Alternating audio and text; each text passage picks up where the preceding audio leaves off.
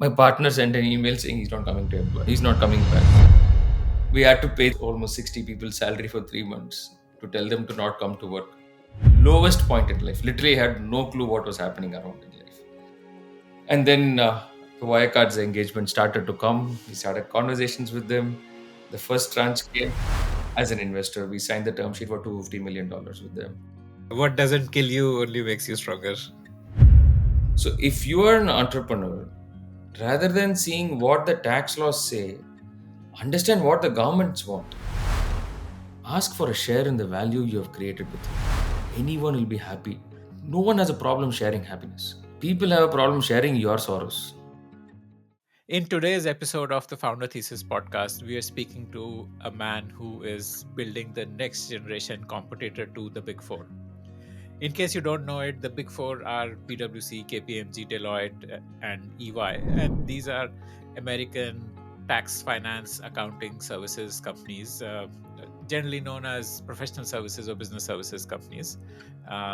They do a whole host of work with large enterprise clients. But the surprising thing about the Big Four is that these are run as legacy businesses and they're not even corporate companies some of the times. They are still run as partnership firms, believe it or not. And there is a reason why they are run the way they are. Yeah. But Divakar has a thesis that this model and way of doing business is not future proof. And he's building something which he believes will be the future of professional services, business services space. You're listening to the Founder Thesis podcast, and I'm your host, Akshay Datt.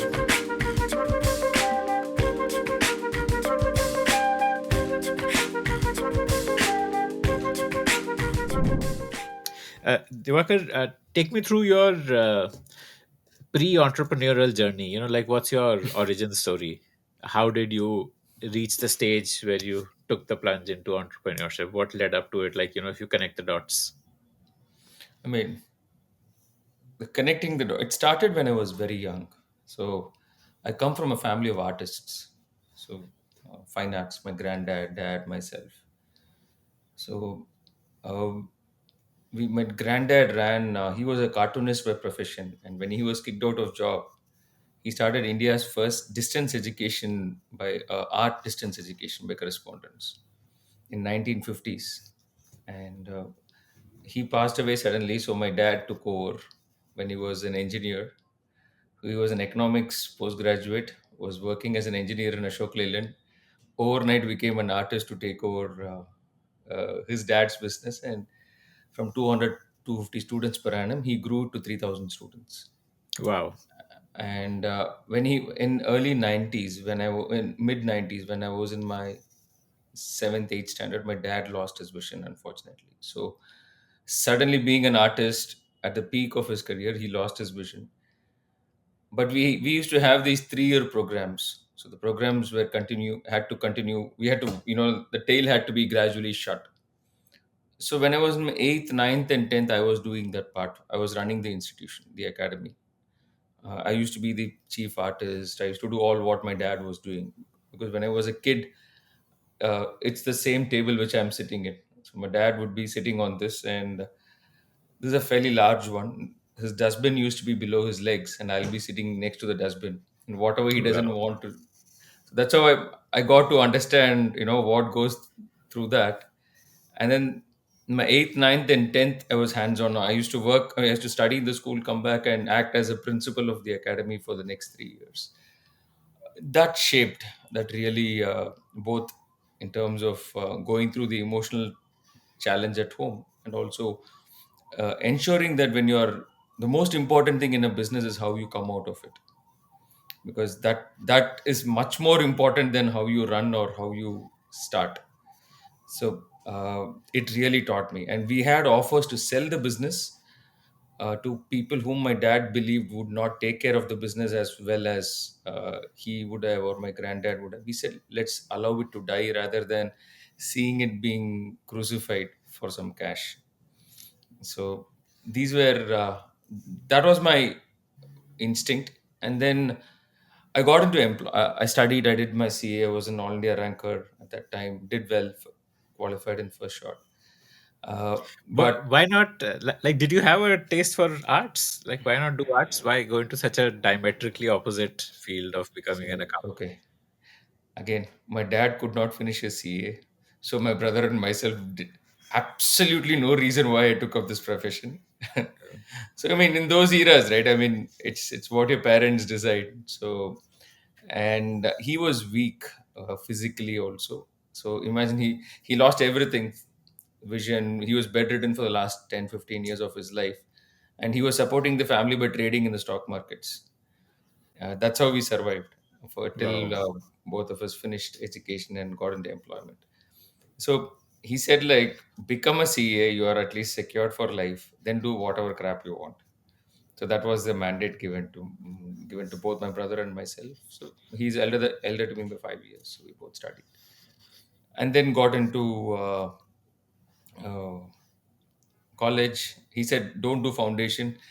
Get 3 years of college life. You're never going to get back this phase of life. I mean, I'm forever grateful to him for that advice.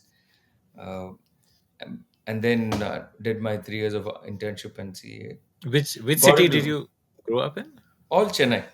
I Chennai. haven't Okay. seen the borders beyond Chennai for, I would say, early to mid 20s. Okay. So Okay. that it was like, yes. And uh, got into my first employer was Bharat Petroleum. I had three offers. One was BPCL, second Saint Gobain, and third was TCS. And BPCL was a phenomenal offer. They offered us some 10 lakhs in 2004. Uh, it was the highest in the campus. So and the placement was in Mumbai. I quit in 25 days time. Even before Okay. my first paycheck, I Yeah. resigned. Yeah. I was in their head office. I mean, they used to serve food 5 times a day, yeah. And you're in your early to mid 20s. You want to go and do something in the world, Mm, and mm. I put on some 2-3 kgs in like the first 2 weeks. You just felt that restlessness, and then quit. Then I had a break with.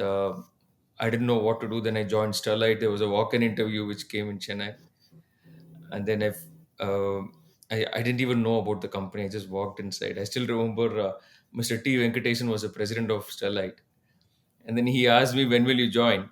I said, "I might need 3 weeks." He said, "Like, you're a youngster. You don't have a job. You're sitting at home." But that time I was doing a gardening work at home. I said, like, I'll have to finish my gardening and then I'll come. He took it so offensive. He said, like, I don't know what you guys think. No, it was good. Anyway, joined Starlight. I was there for about, again, 3-4 months. Then things got difficult at home. Dad's health was ailing, so I came back to Chennai. This was in Tuticorin. And then I got into Kotak. Probably my best employer, I would say. My salary, it was like consistent dips in salary. 10 lakhs became 3.5 lakhs, three and a half Okay. lakhs. And Kotak was Uh, again similar, 3.25 lakhs per annum. mm, mm, But I enjoyed Kotak. It really fostered the entrepreneurial spirit. I mean, by far my best employer. I had great people to work with, especially my team in Mumbai.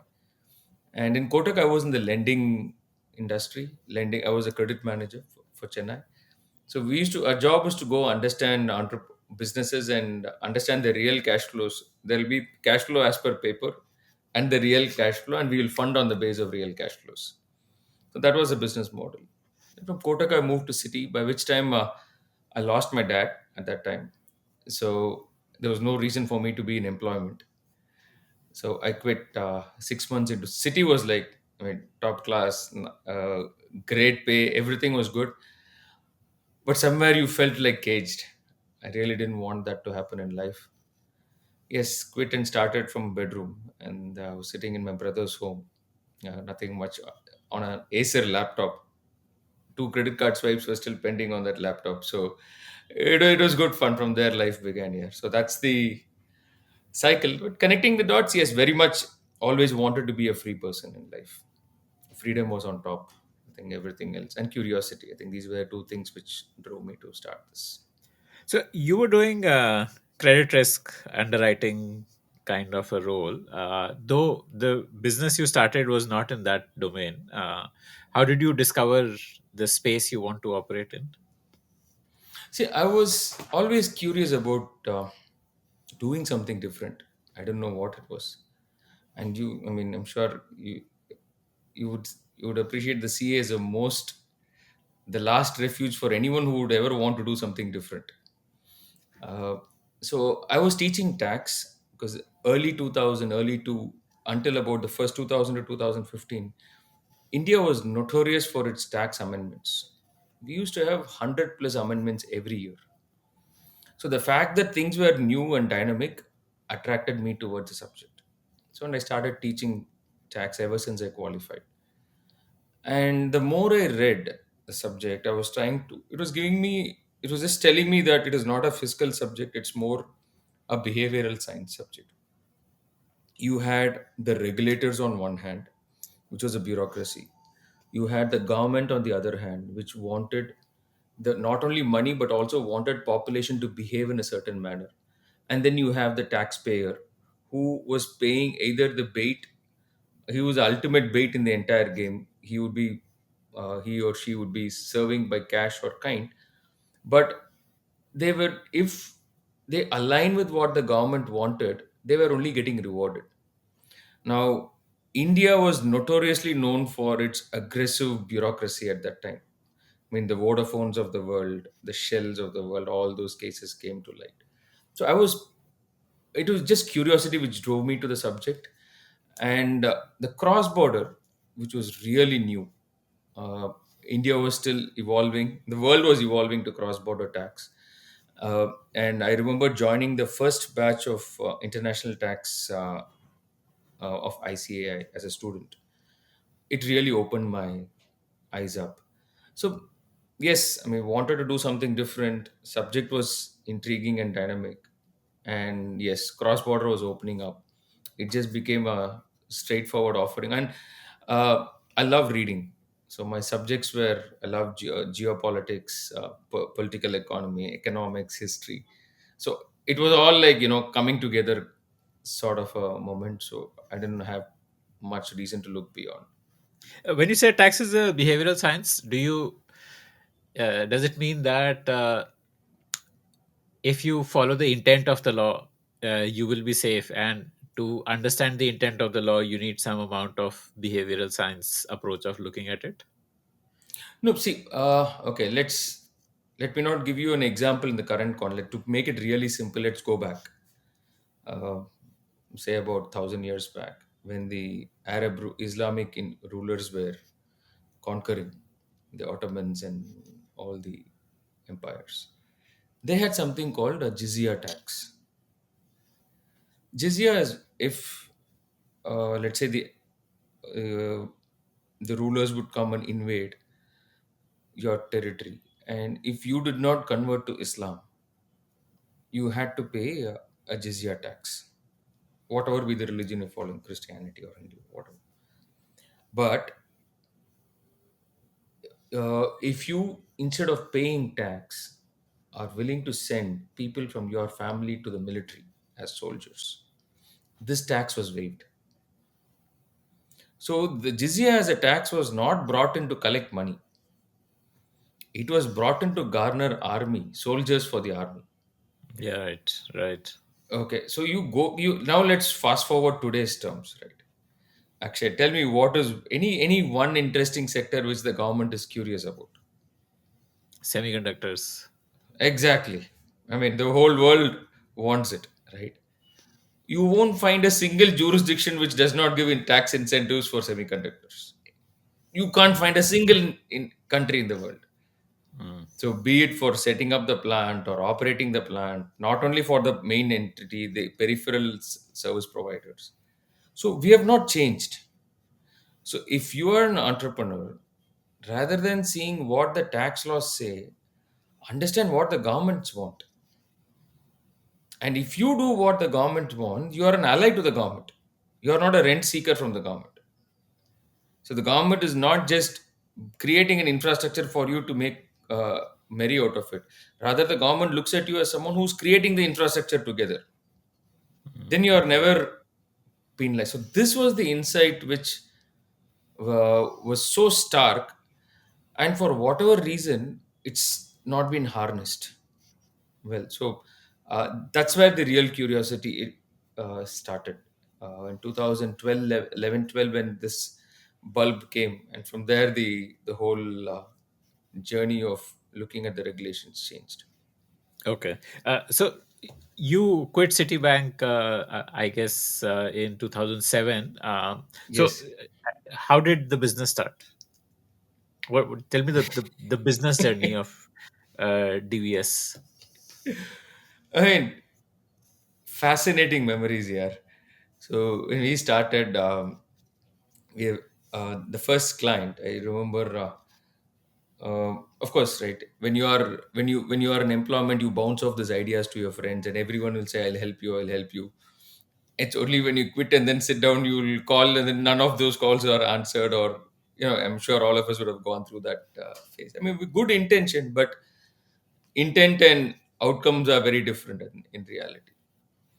So the first engagement we got was to do the accounting for a photo studio in the suburbs of Chennai. Suburbs, I meant like 40 kilometers from city. 40 kilometers then, 17, 18 years back, is literally like somewhere.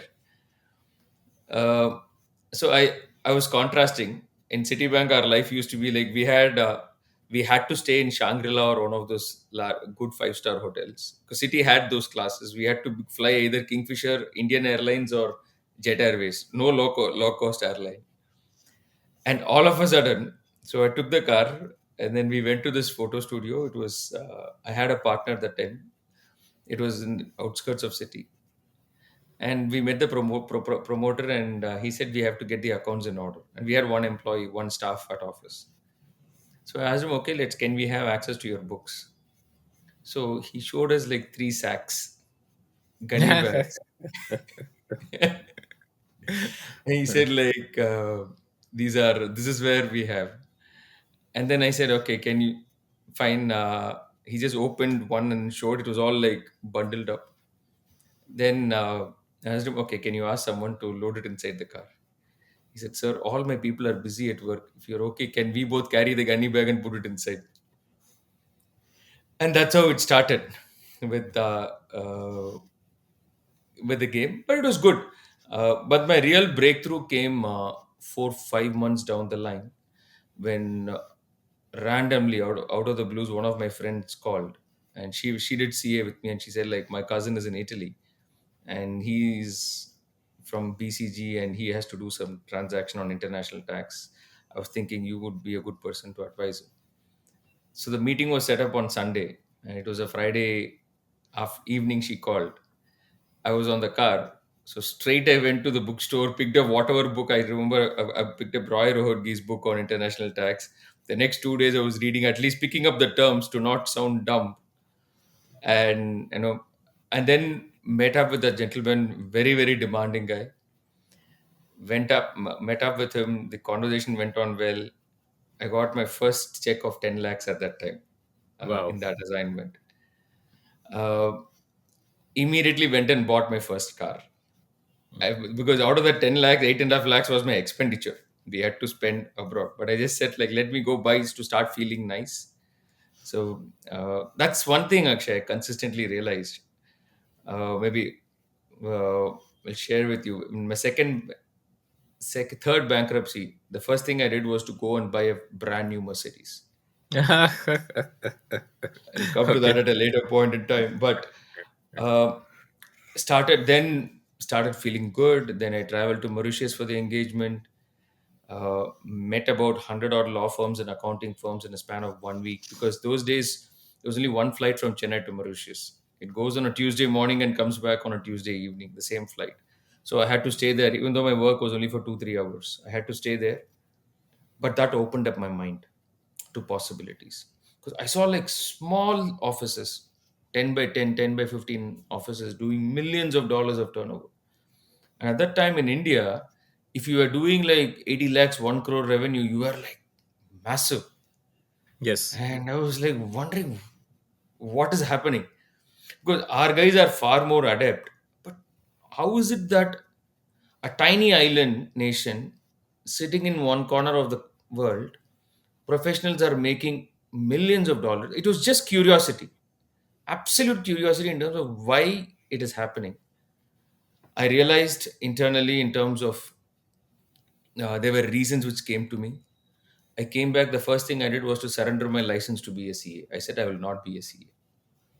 I will be a free professional who understands the world of tax, helps businesses structure their uh, movement, and help businesses set up their operations globally.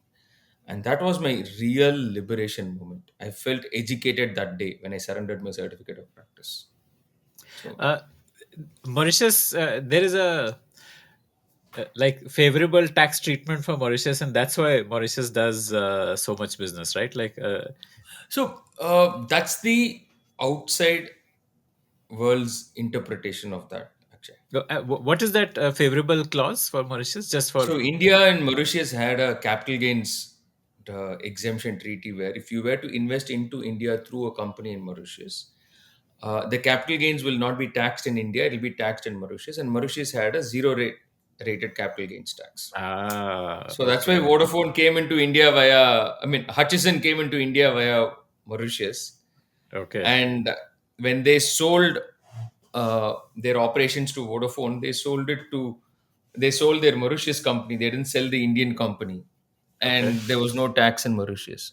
So, okay. uh, but the larger reason why people went to Mauritius was one, predictability of regulations. See, if I were to enter a third country, there's already so much of uncertainty. And the last thing I want is regulatory uncertainty over my rights over the underlying enterprise. So there was predictability. And there was a phenomenal treaty network. But the most important benefit which Mauritius provided was free capital convertibility. I could open bank accounts in euro, in dollars, in so many foreign currencies, and trading with Africa, trading with Europe, trading with India became a breeze sitting out of one location. Today Dubai is doing that, Singapore is doing that. All these financial centers, Hong Kong, all these, and they thrive on their the ease of doing banking. So these are the reasons why people actually started operating in Mauritius. But why firms became so successful is they could enter into partnership arrangements with multinational organizations. So as a CA, then you were not allowed to do that. You had to get the approval of ICAI, and I mean that's a bureaucratic process, and they'll ask your font has to be this size, the Yeah, name okay. has to be put in this northeast corner of your room. So we just felt it's like, what are we giving up statutory audits anyway? It was not an exciting proposition for us at that time. So we thought, let's. Slight, okay. Hmm. A slight Yes. diversion. So what happened on the Hutchison Vodafone thing? I remember it was in the headlines for almost a decade. Oh, absolutely. I What? actually met with the Yeah. Vodafone CEO at that Hmm. time, and he was saying the only problem we have is the number of zeros in the transaction, which is why we've been picked up. But what happened exactly? I'm not No, aware. so see, let's say Akshay, you are Hutchison, okay, and you've invested into India via Mauritius, and there is an Indian company which owns all the telecom towers and all those things, licenses, spectrum. Vodafone entered into an agreement. Vodafone is a Netherlands-based entity. They entered into an agreement with Hutch, which is a Hong Kong-based enterprise. But the agreement was to buy shares of a Mauritius company. They had 4 or 5 companies in Mauritius. So hands changed at that level, 3 4 levels above India. The government of India said the underlying asset is in India, so you have to pay tax in India. But the fact Capital that gains you tax, a because capital gains tax. Hutch So invested say 100 million, they sold it for 200 million, so that profit. yes, that difference, and we're talking about a couple of billion dollars in the game. Okay. But what was really instigating for the government is Hutchison had named these companies NCGT, which means no capital gains tax. That was the name of these companies. Okay. I mean, it hits, right, a bureaucrat when Yeah. he sees that. Uh, And most of these companies in that layer did not even have bank accounts. hmm. It's like saying one, two, three, four. One will have a bank account. One will put money in four on behalf of two, two on behalf of three, and three on behalf of four. That's how it Hmm. happened. They didn't even have bank account. Nothing. Right. Hmm. So, but anyway, the decision, Mr. Kapadia, who was a judge at that time, a Chief Justice, he gave the verdict in favor of Vodafone.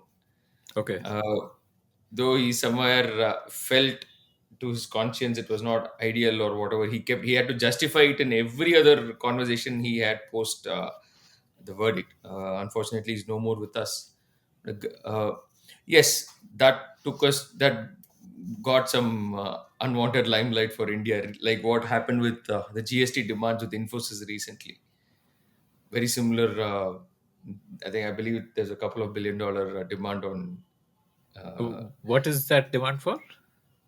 Okay, so Again, this I've was not. some no. This I don't know the detail of the transaction, but it is about exports, GST on exports, Okay. and a huge demand was raised on Infosys. I believe it's dropped silently because Okay. it's an issue against not only for Infosys, for the entire NASCOM, right, and Right. a larger interest at stake. Hmm. Is that Mauritius loophole closed now? Oh, The it is. treaty? It is. It is. Okay. It is absolutely, absolutely, and it's now what I believe it's standard. See, no one came to. Of course, there were a few people. See, actually, today the capital gains tax is 10% here, long term. And no one has a problem paying 10-15% tax. At that time, it Why? was higher.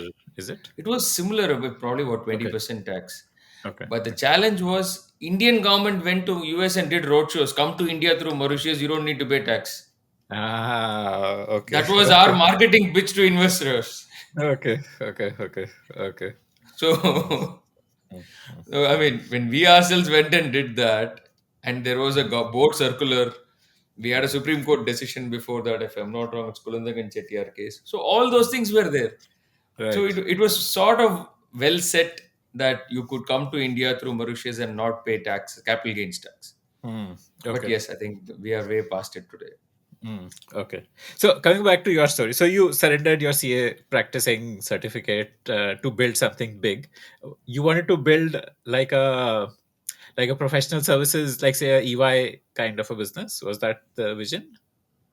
See, the Big Four was always, I would say, an enigma for anyone from outside in terms of how it operates. On one side, you look at them as uh, a corporate organization, but then you see people carrying the tag of a partnership. Yes, And exactly. I've who always owns wondered about that. Yes. so who owns Big Fours? So my real quest at that time was how to scale the services. And when I started to see the landscape, India was fragmented. I mean, brutally fragmented. I mean, you just take a grain of rice and put it on the floor. I mean, how it dispose. That's how the professional services industry were, and almost 90% was either sole proprietors or two-member partnership firms. And even the larger partnership firms, when I say larger at that time, 6 to 8 member firms, there were multiple firms operating independently with the same name, but they had separate HR practices, separate bank accounts, separate compliances, nothing standardized, nothing. Why Even is that? the, I mean, that's how the industry was, right? I No, mean, but the why not have like if the same partners are there, why not consolidate into one entity? Was there some uh, like tax reason that if your turnover is no, above a no, certain? no. It's No. a mindset challenge. Okay. See, again, actually, if you go back and see, in your, I'm sure all of us more or less similar age group. CA means what comes to your mind? What is the first thought which comes to your mind? uh, Small office in a building with No. like a one CA sitting in a cabin and a few junior articles Yes, sitting outside. That's but what comes to as a my mind. student, Yeah, that's what yeah, comes. That's typically the Indian version of what a CA accounting firm is. But yes. as a student, if someone were to tell you why not go and do CA, what is the first thought which hits you when we were studying? I did try to do CA. I Ah, appeared for the CA foundation exam, but I couldn't clear it. oh, luck, great for you in life. Seriously, you're still smiling. um, Uh, they when we passed out, the pass percentage of both groups in final was 0.3%. Hmm. So which means Yeah. 3 out of 1,000 people will clear. Yes. Yes. Yes. Yes. You have 997 out of every 1,000 who go out depressed, morose, Hmm. completely, what do you say, at the prime age of their life, they've lost the morale.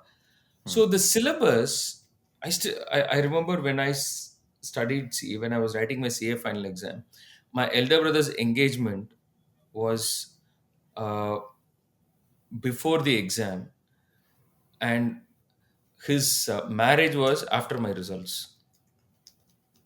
Okay, so it was just one day before the exam. And when I was attending my brother's engagement, everyone used to come, tomorrow you have exam and the fear psychosis, right? What was being Yeah. served to us was fear. Intimidating. Absolutely. Yeah. Intimidation, right? I mean, CA final, you will see like books from the ground till here, like Hmm. 7 subjects. Each subject had 2 3 books. I mean, that's how the entire the game was played on fear. So professionals innately, CAs especially, feared partnership, feared collaboration. Will this guy take my client? Will Okay. this guy make me irrelevant if I join with him? Am Hmm. I too small? Am I? You won't see that with lawyers because it's easy to enter and exit. Hmm.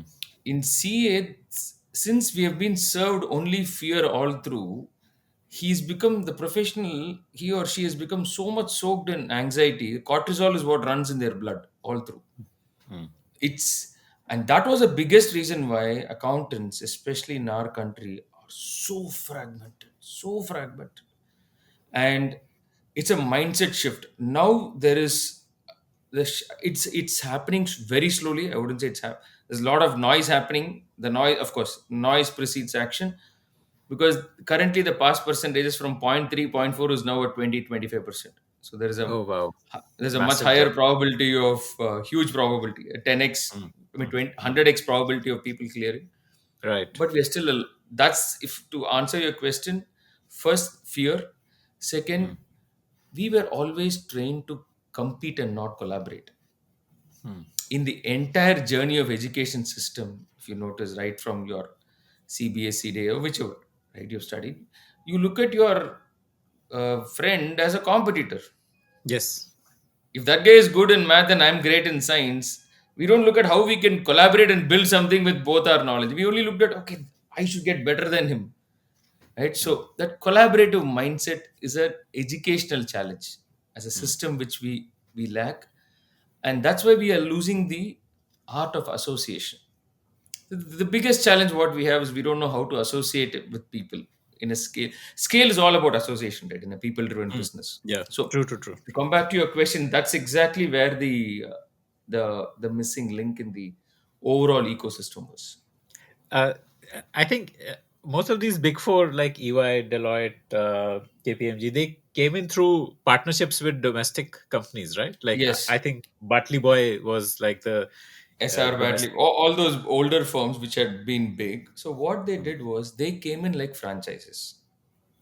So if you Okay. were running a firm which is large, say 100 150 member team members, they will come and say you join the big four network, you join, let's say, the EY network or PwC network. Now you had to follow their SOPs. They'll have no, nothing to take away. They've done a phenomenal job in terms of positioning themselves. Marketing is an arena which is, people say Indians are bad. It is a subject which is alien to us. It's like learning Mandarin to us at this point in time. That's where marketing is. And they also have the bandwidth, because I mean capitalistic background here. I mean their ability to invest we can never match at this point in time, which is what we are trying to rewrite as we are trying to evolve in DVS. But Big Four is, at least in the professional services space, was uh, because EY wanted to buy us out, Oh, okay. and I'm really grateful for the gesture from them, because that really pushed me to really understand what is behind the Big Fours. It's Indian brain, Indian client, Indian curriculum, but a foreign brand. Everything is Indian. The market is Indian, right? Hmm. Right. So, but the foreign brand. So it was only about branding, which we lacked. But Big Four also is multiple clusters of partnerships. So an EY tax and an EY audit are different entities. Ah, okay. Even in the same city, forget it, Mm, across cities, right. right? Okay. Okay. So it's all about this T-shirt, the same logo. I think Mm. that's where this, and of course you have your SOPs and standardized backend and other things what they bring to the table. But what is lacking? It is not one organization. What this industry actually lacks is an ownership structure with a unified organizational existence where value can be created, decision making can be centralized, at least the key decisions. Because what happens, it is now becoming a large firm with multiple partners, multiple independent partners. You effectively end up becoming decentralized autonomy, which is anarchy. When, like, before we come to this, tell me, how did this structure come into being? How did an EY become an EY, or how did these also must have started the way Indian CA firms start, like small Yes, single one but person, and then ten member, and then 100 member. How did they become like, like hundreds of thousands of people in an EY? How did this see, industry evolve? see, EY at least is at the highest level. Let's get to something like a H&R block or an Intuit, which is into tax return filing preparation. Right? So one thing about the West is the market is very clear. If I'm running a 10 member practice, I'm doing, let's say, half a million, 1 million turnover. And let's say I'm doing it in Boston. And then there is someone who's in Hartford, Connecticut, and he's doing, say, $400,000 of revenue. I can always go to that person and say, Come join my banner." So there is a mechanism to derive valuation of the enterprises. One time revenue, 1.5 times revenue. There are one, two. It need not be precise, but by and large, you know the indicator. Now Okay. that makes it easier for us to consolidate. And once you get to some size, 50, $100 million by doing multiple, a string of pearls kind of a situation, then you start to flex your muscle within your own geography. And after you've consumed your geography, you start doing it across geographies. That's Okay. the story. That's Got exactly it. the story. How, and you need a capitalistic society to have the mindset of people already ingrained that M&As in a service industry is absolutely fine, and in many ways it's better for the client rather than being detrimental. Now, Right. here in our country, a professional and his practice are like one and the same. And we have heard these concepts like he's an individual and an institution by himself, right? I mean, Mm. so many.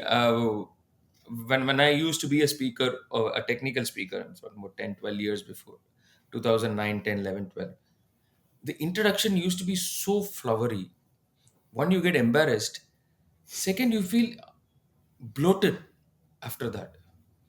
And that's how the profession has been built across, where we elevate individuals beyond their the larger than life kind of stuff. And that's a challenge. See, which is why even today in Hollywood, good movies sell. In India, good heroes sell. Mm. It's Right. it's the same, right? Even in the profession. Mm. So Mm. Mm. these are the Mm. reasons why an EY or a PwC or a H&R block or an Intuit was able to do very well and scale beyond borders. In QuickBooks could not succeed in India, of course, for a variety of reasons, but we are still like finding our feet. But there are some very good Indian firms who are now consolidating, growing as a partnership.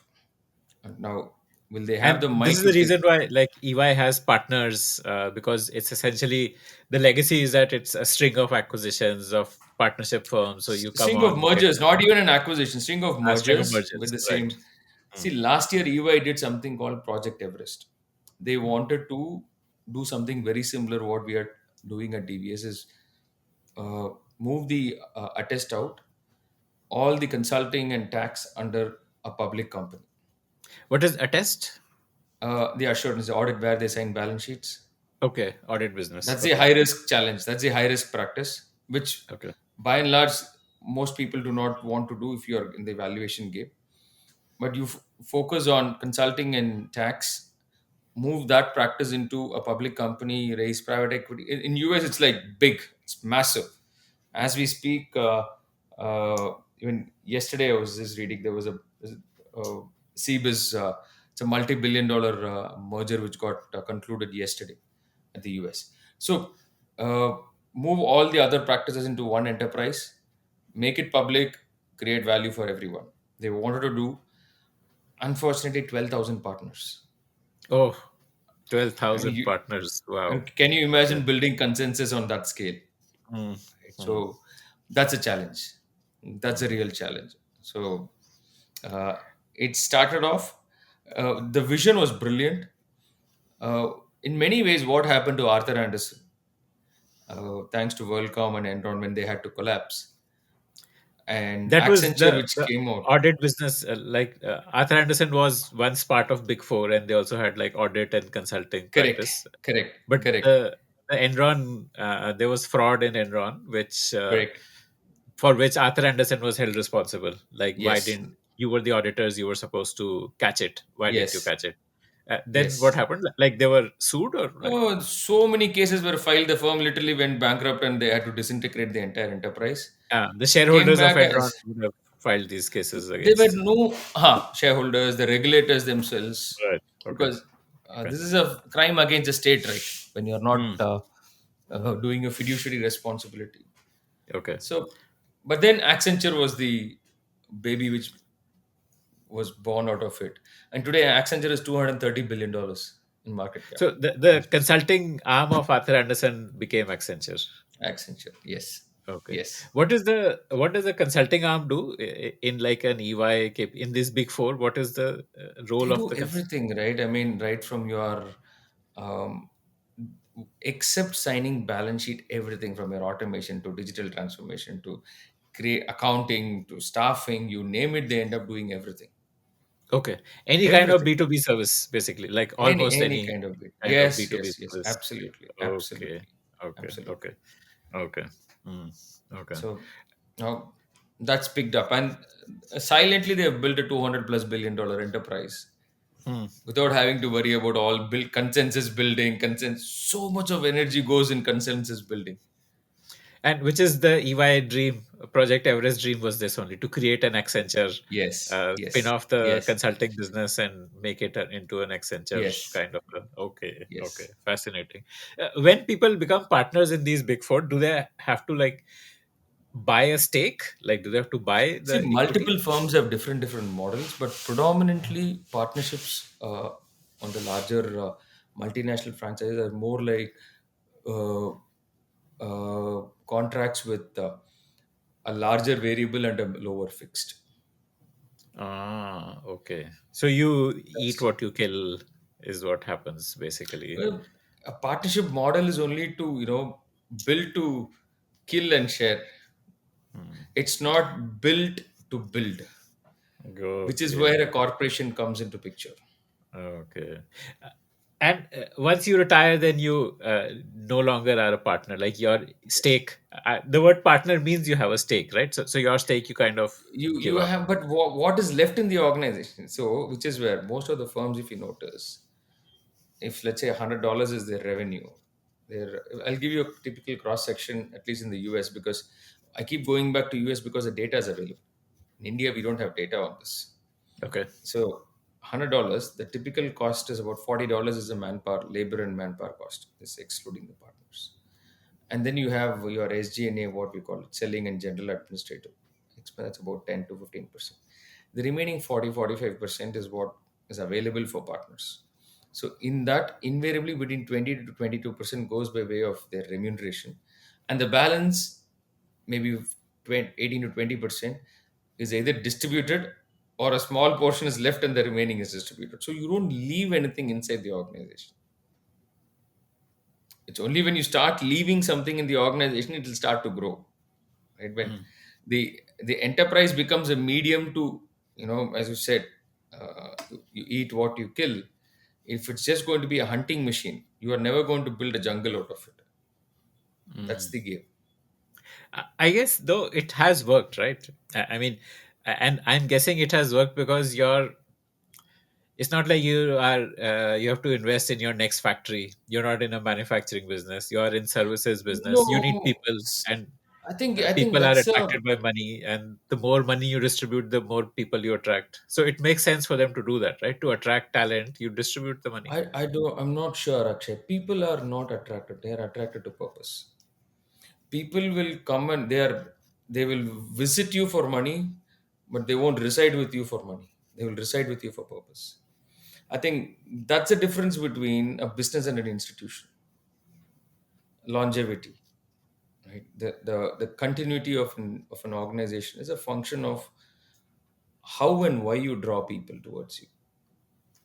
And uh, any professional services business can only, I mean, they can only create an illusion of a purpose, right? I mean, what is the purpose in doing professional services? no, it's what you enjoy, right?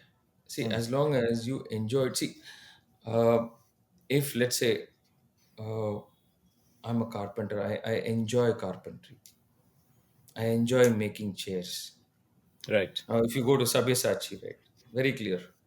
That man enjoys what he does, and that is evident in the outcome. So any service is business as long as you enjoy what you do. I think that's the kind of people. One of my big inspirations is Ray Dalio. He's built this organization called Bridgewater Associates. It's based out of Connecticut. That's where now I'll be moving to his neighborhood. Uh, his organization is the world's largest hedge fund. Not because he's got great clients, he's got a great, all those things are fine. It did not, people did not come there because he had all of this. People came there for his vision, came there for his ideology, and they ended up doing what they loved doing. Then it was a different story altogether. I think success automatically follows. Commercial success is a shadow. It will follow when the other ingredients are in place. So I think that's the game which needs to be played, where you you're building something for what you enjoy doing, and where people who come there are also they just enjoy doing what it could be. Someone who loves accounting comes there, someone who loves tax gets there, someone who loves house.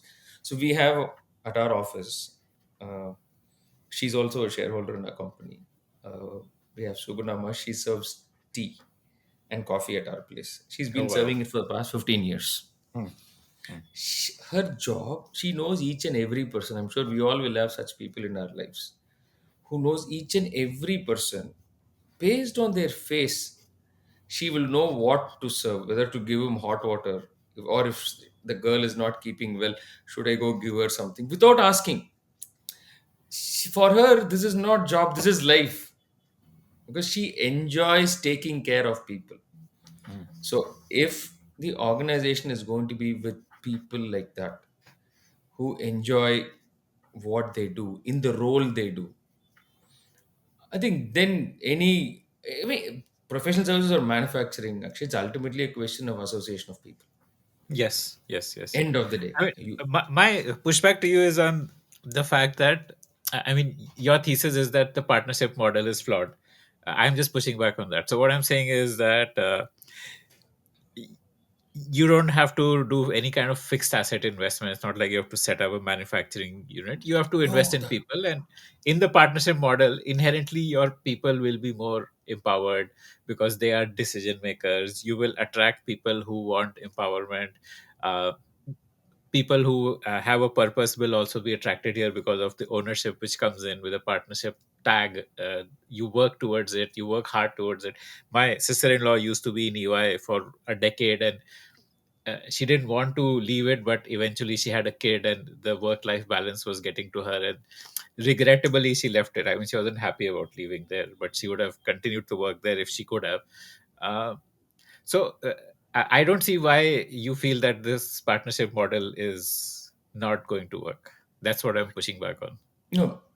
I mean, I really appreciate the question, because this is I've been working to not to prove but to validate all along. See, the challenge in a partnership model. Now, let's say if you are a partner, what are the responsibilities on your table? Let's look at it that way. What are the responsibilities which you will have to take care if you are a You're great like tax a partner? P&L head, right? Like you are Correct. responsible for two things essentially: revenue and cost, and then Okay. making sure revenue is more than cost, like at a very simplistic level. Okay. That's the outcome, what you're saying. But Hmm. what is the journey to get to this outcome? For revenues, what you should be great at? Yeah, selling. Selling. You should be great at people management, managing your clients, managing your sales team.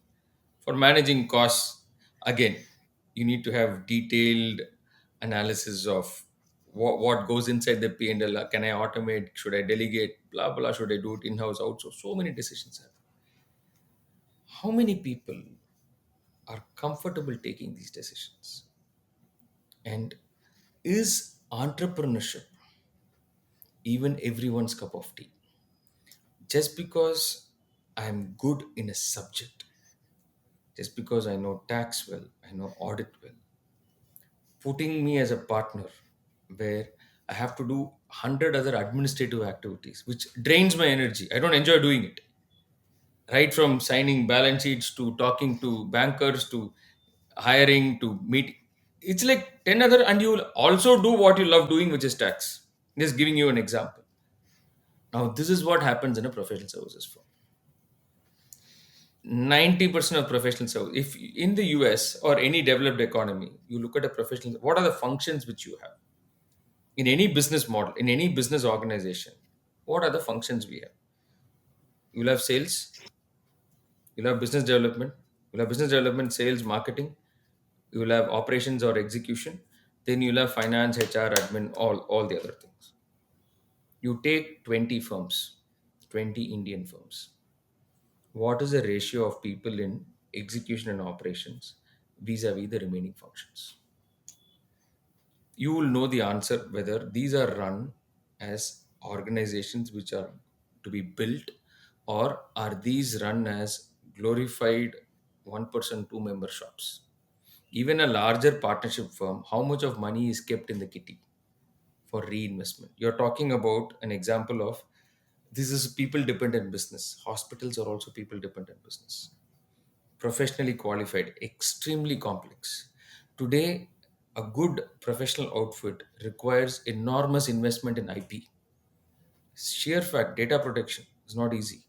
Subscription to database is super expensive. Very, very. We pay over 150,000 dollars only on 4 or 5 databases which we end up buying. And then being part of international networks. All these are huge capex. A good firm needs to spend anywhere between 10 to 15 crores only on all of the soft assets which do not even come into picture. Now, unless you do that, you're not building an institution, and for that calls for, if my gross margins are 50%, I need to be keeping aside 30 35% in the first 4 or 5 years. It's only then you start reaping the rewards at a later point in time. Now, Okay. what happens when the attrition rates are high? People are there with a horizon of 3 5 7 10 year. This institution building is a 20 30 40 year game. Now that's the difference why Accenture has grown so well, whereas other part in the US, the big four share in the market is one third. It is shrinking every year. It is shrinking Who's because taking the share away? Like small units are taking the share away. domestic firms, Okay. domestic firms are now multi-billion-dollars in size. Domestic as in out American of grown firms, American growth American firms. grown firms, and private Hmm. equity has come inside now, big time. Okay. 75 private equity funds have come in the last 2 years, and it's only They're increasing by the day. they're doing like a roll up of these professional services firms. Yes, yes, Okay. yes. Okay. They are corporatizing and they are institutionalizing the game. Hmm. Okay. They're seeing Okay. it, right? I mean, you. This is not only about the theory is validated. It is Hmm. validated, and there are firms which are listed in CBIZ is one of the publicly listed accounting firms. I do know a few names which are listed in Australia, Booz Allen, a consulting firm, listed Hmm. in the US. So this journey is started. If we Right. still stay back as a partnership, there's nothing wrong. It's a difference between a clinic and a hospital. That's the difference we are talking about. Hmm. I guess even the investment banking industry evolved like this, right? Like, say, Goldman Sachs was a partnership firm before it became a listed Correct. entity. Correct. Most of these investment banks would have started as Yes. partnership Yes. firms before Yes. becoming Yes. corporatized. Exactly. Your Blackstones of the world and all those institutions were originally partnerships. Hmm, When they, but where the challenge in India is about the lack of organized knowledge for opening up people's mind to these possibilities. hmm, Because the regulators, I mean, I say regulators, it is the institutions, this ICA, we don't have a curriculum on how to build a successful practice. We don't have a curriculum on what are the functions which are required to run an organization. hmm, Now, today, imagine running a for running a horse race entity. Of course, you need horses, absolutely important, but you need to have the administrative mechanism to make it work. hmm. That's what Right, makes it a success. BCCA is not about those 12 cricket players. It's about the body behind which makes the game successful. right, Right? right, right, right. Okay. So, coming back to your journey, you you gave up your practice certificate to become like a services company. How did that journey progress? And you told me that by 2008 you had your first bankruptcy event. So what happened in that duration, the pre 2008? Like, No, so I started in 2007 March.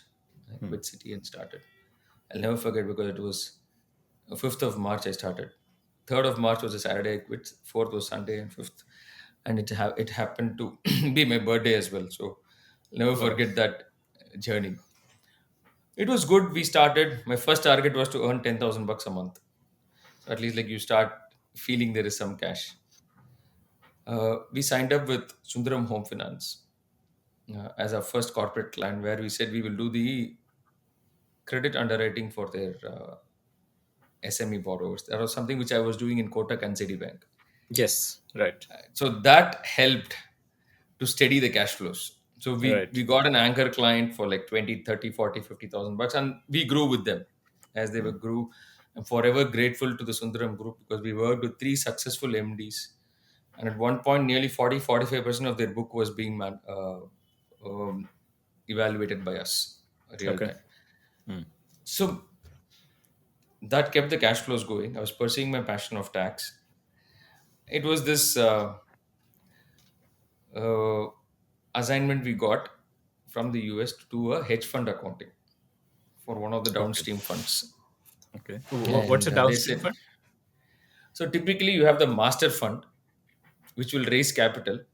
Someone will go raise 100 billion, and then he will give that money to be managed by 10 small funds, $5 10 billion each, like that. Which are basically So like one star fund manager with there'll a be one few star. analysts. Exactly. There'll be Okay, one star fund manager, and they will do. So this were like some two, three people. like that They TV got show this. Billions. I don't know if you've ever seen that. Like, there's a show on Hotstar called Billions. Yeah. No, I haven't seen that Okay, okay. It's a here. fascinating story. It's about this star hedge fund manager kind of a story only. Like, hmm. Okay, I'll add it up to the list. Yeah.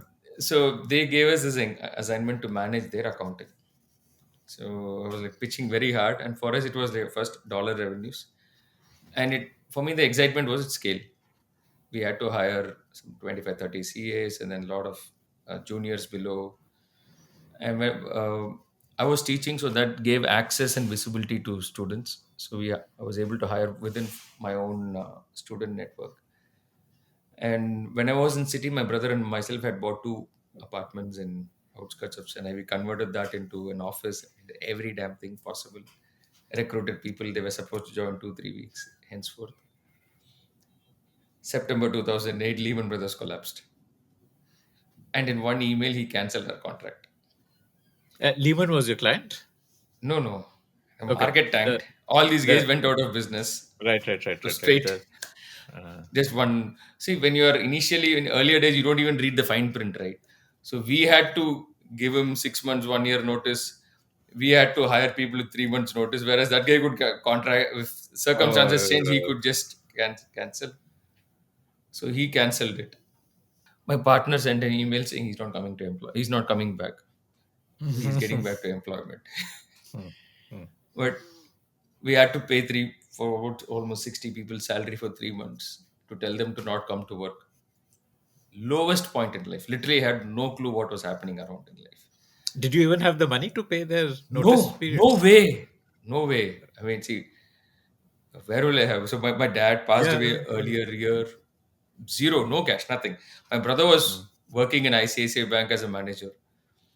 And yes, then luckily I sold the house which I had bought in city. So there was some appreciation over and above that. It did two things. It helped me not pay that mortgage, and with that money, and then I borrowed from the market. I first time I borrowed private borrowing, and October end I got married. I didn't want to tell this to my wife, and she joined.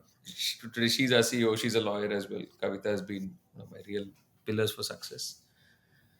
But that 45 days when you hit the low and when you're struggling to scramble for cash, probably the best education I've ever had in life. Whichever college, I mean, later I went and studied in Harvard, Booth, and all these places. Nothing could have matched this phase of life. It was brilliant. You come across like, okay, you come out of it, okay, fine. Everything else will, this too shall pass kinds. Like you've realized Oh, yes, yes, yes, yes. What doesn't kill you only makes you stronger. makes you stronger. Exactly. So Yeah, all these now start to make so much sense yeah, when you have crossed that phase. right, When right, I right. tell my children, they don't understand this, but yes. Hmm. Hmm. Yes. And then focused back on tax, started speaking in seminars. I started writing books. 2009 got my first breakthrough. Bharat Law House, the book. I mean, I used to read Dr. Ahuja's book on tax. He was my icon, and there was a phase where we both were sitting side by side on the same seminar and talking. For me, it was a real fanboy moment. And Bharat Law has reached out to publish. They still publish my transfer pricing books since 2000. So life moved on. It went on well, but I was not happy But you were because still getting business from US, or like Sundaram business was there no, for? no, that Okay. was good. So we were looking at clients who would go abroad from India. We made a reasonable name for DVS on international tax. People who come into India or go from India to other parts of the world, they would look at us as the next alternative to Big Four. Because what we brought to the table was we would own the execution, not just draw up the structure on paper. Let's say if you are from India, you are going and buying, let's say, a factory in Africa. You had to send money from India to Mauritius, Mauritius to, let's say, Tanzania or whichever part. This is easy to put it on paper. But to set up a company, open bank accounts, go through the compliance, manage that for the client, that was a bigger play. So it Ah, was okay. for that. It's very easy to give gyan. Right? Hmm. It's like putting Right. things on paper. I can always be an architect, but the clients wanted someone who could design and construct and maintain it. So that's how we moved from tax structuring to implementation to management, the full life cycle. Hmm. So that Okay. was doing, and that's how we started in Dubai. One of my own students, he was in Deloitte, he came and joined us. So from Dubai, we were managing our African clients. We used to travel, and Dubai was a great trading hub, good banking laws. We expanded Which year did you start Dubai? 2011, 12. If I'm not wrong. Okay. Yes, thereabouts. And Thanks by to this time, Facebook. okay, you connected with him on Facebook. No, I just put a post. There was this conversation about depression in Dubai, and I was passing by Dubai Marina, and there was no space for yachts to be parked there. And I just put a post saying there is depression, and on the other side you say there is no space for yachts. Then my junior messages saying, "Sir, are you here?" Next 3 hours we catch up. We spent the next day, and then he puts his paper in Deloitte the day after and joins us 3 months later. Wow. Wow. So by this time, what was the split between, like, say, the Sundaram kind of business, where, like, which is not tax focused, Correct. and the tax business? So, Sundaram was taking care of our costs. Hmm. Tax was our cream. That Okay. that it was our profits. You can say. And how much were you doing annual revenue by We the were time doing you? like what few crores here. I mean, anywhere between 2 to 3 crores, 4 crores per annum kinds. Okay. This Okay. is like 2000.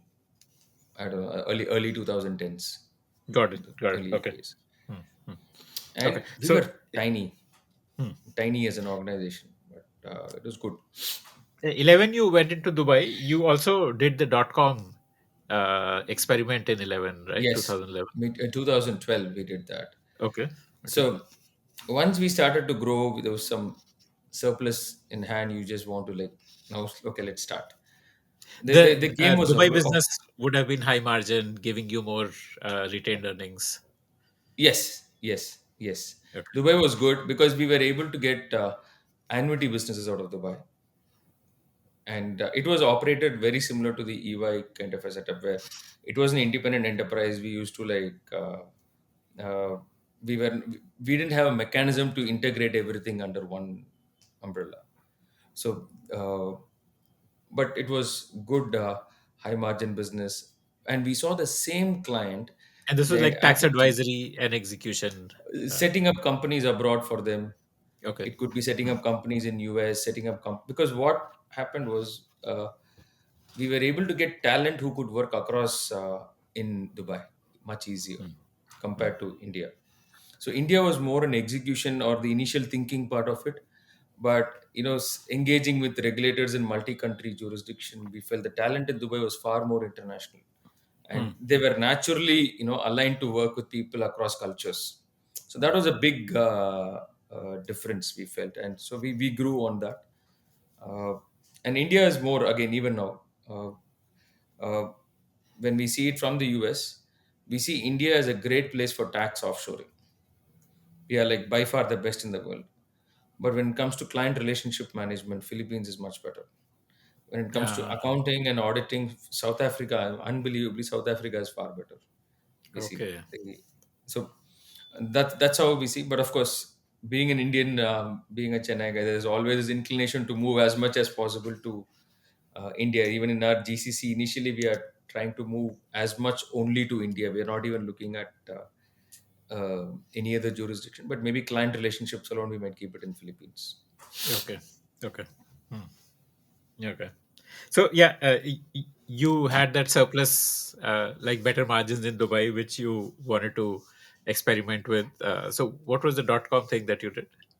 So we created this platform called meteorpro.com. My burning question, Akshay, is I used to travel around the world on what I call professional vacations. Without any agenda, I'll go to London, stay there for 2, 3 weeks, meet firms. By that time, we became part of an alliance called MSI Global Alliance, which was based out of UK. And what is But they that? had it's similar to your like your BDO kind of a setup.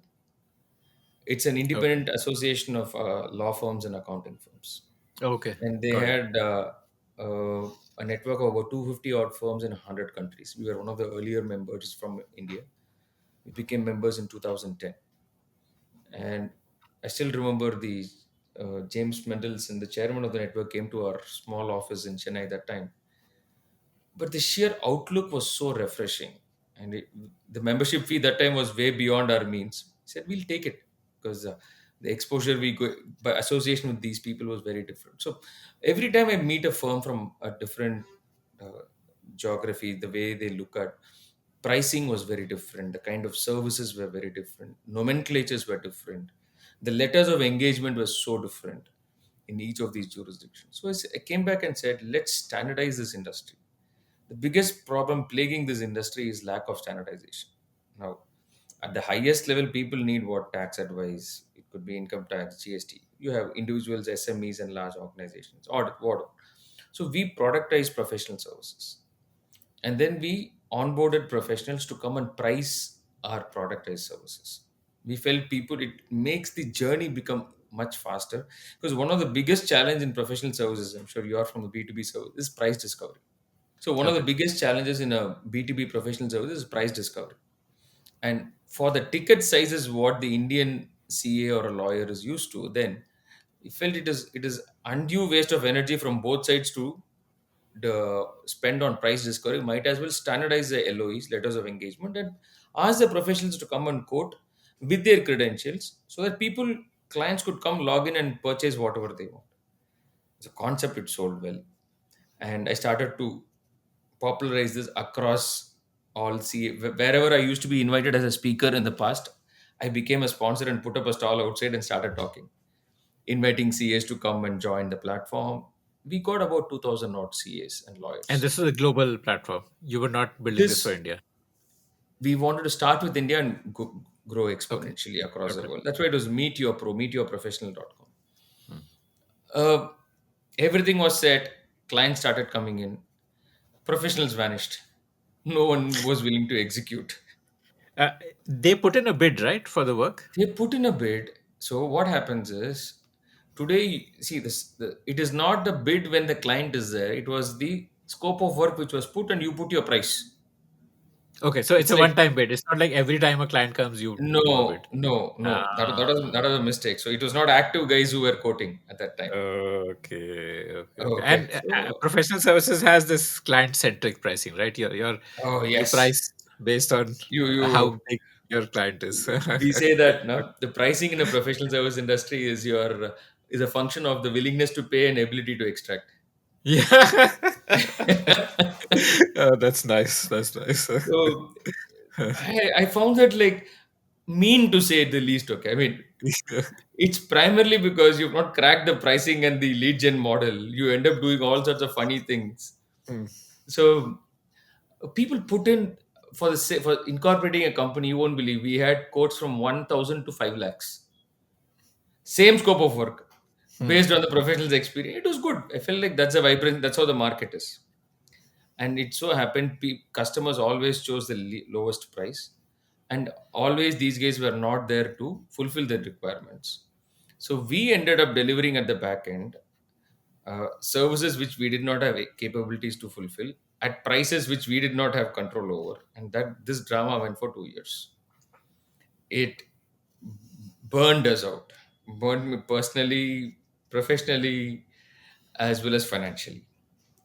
Now, as much as our tax and our credit was running on the side, this was draining everything. We did raise small capital for that, which also I repaid at a later point in time. But 2014, 15, I said like, so much we got covered by all the media publications. We were touted as India's first marketplace for professional services. The central minister called us and gave us awards and all those things. VC started to reach out, but I lost conviction in the model that it will make money. So to 2015, 16, we decided it's time to move on. And then Did we, it take you too much time to lose conviction? Was that the it fatal was flaw about here? one and a half, 2 years. Which is a I long, don't know. long time, right? Like a quarter is a year in a startup, right? Oh, see, I mean, we never looked at it as a okay startup of today's terms, because one we were funding it with our own capital, and we again Akshay, see, the horizon with which we look at a business decision is at least a 20-30 year journey, Okay, you and thought that these are teething problems. these are Eventually, teething. this will That's how resolve. I was. Yes, that's how these Uh, were. Because on the other side, certain things have worked in what we have done. Our office in Dubai and Singapore worked. Our practices in India worked. So what did not work is that exponential blitz scaling did not work. So I was more curious to understand why it did not work. So that was my the last 6 months of staying on in the business.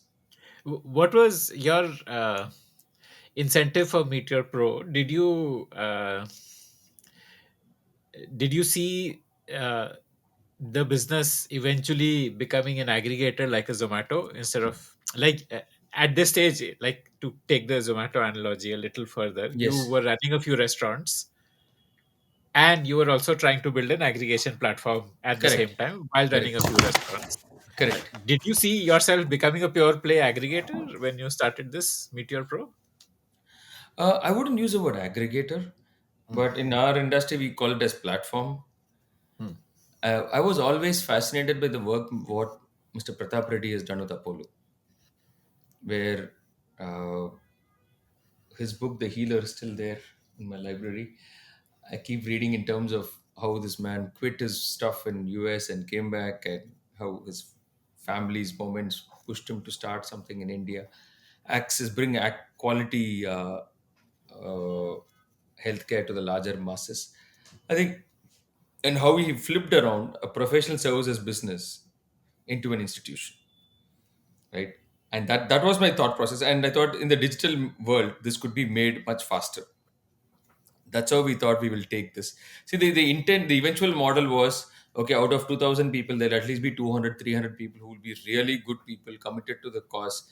And then we thought, like, okay, the remaining will naturally fade away. This 200, 300, we can build the entire game much faster.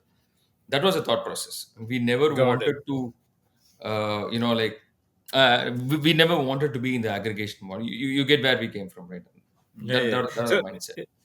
the right way of looking at it is a digital franchising model. Like Apollo is Yes, built on franchising. They don't own correct, the underlying correct, hospital. They just correct, brand it with so correct. similarly, this was a digital franchising model that you were experimenting with, Yes, which yes, yes. I guess And the fatal flaw here is that probably there was no skin in the game for the for the professionals. professionals, right? Yes, there was no skin in the game. We Hmm. thought, like, okay, let's at least, because that time the digital world, the trust was also not as it is. It was 12 years back. The one, it was a low trust game both from the supplier and the customer side. And second, professionals were so wary of putting their prices openly on the public. You've never seen that happen. I think a journalist from UK called me and said, I want to spend time with you only to understand how did you get lawyers and accountants to put their price online. Hmm. He was just fascinated by seeing that part of our website. But yes, they didn't have skin in the game. And second, we didn't communicate the vision. It just became a platform for aggregation, as you rightly said. Hmm. And that trivialized the entire journey. I want to ask a slightly random question here. Please. Uh, this B2B services, I've seen a bunch of companies trying to do this. I've seen a lot in the lawyer space. Like there's Find My Lawyer Correct. or Book My Lawyer or these Correct. kind of Find My Advo kind of platforms, none of which have managed to scale up in any Yes. meaningful way. A lot of them are now like SaaS businesses providing some case management software to their clients, Yes. stuff like That's a that. journey you end up taking. Correct.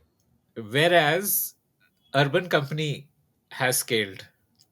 What is Correct. the difference? That So, that why did they scale? There's also services, although it's like say blue collar services. This is oh, professional absolutely. services. I completely But agree with you. what do you think is the difference? Urban company scaled and this space of professional services has not seen scale by anybody so far. See, it's about the extent of enablement you have done, you do to the suppliers. Now, if you are just going to be an intermediary connecting A to B, then you are a broker. But an Hmm. urban company is an ecosystem. They are That training. They are giving they're them training, they're giving them branded the material. tools.